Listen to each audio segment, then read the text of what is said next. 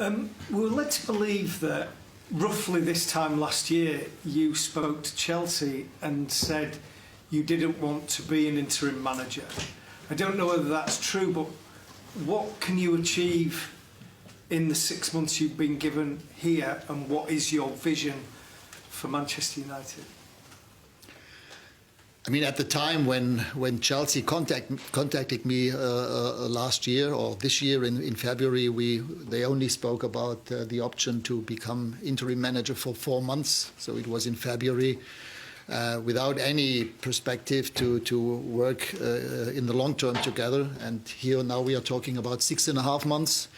So we only have 1/3 of all the games played in the Premiership. And as you all know, we have also agreed upon a 2-year advisory role after those 6.5 months. And and in the end, to be honest, if a club like Manchester United contacts you for such a role, you cannot possibly turn it down.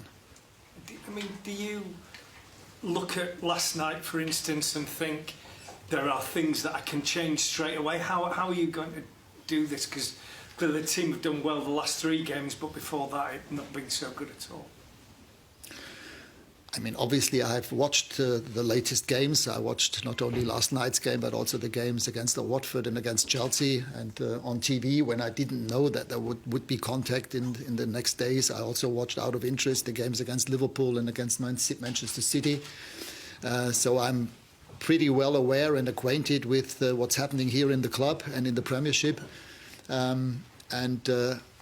I think it's pretty obvious that the team have abundant talent, young talented players, but also enough experienced players in the squad. But I mean, the major target for me in the next couple of weeks is just to bring more balance into the team. Even yesterday, we conceded 2 goals. We needed 3 goals in the end to win the game. And if you look at the total goals, number of goals conceded, it's almost two on average per game, and this is just too much. So this is my approach to help the team to get more balance, to get more control on the game.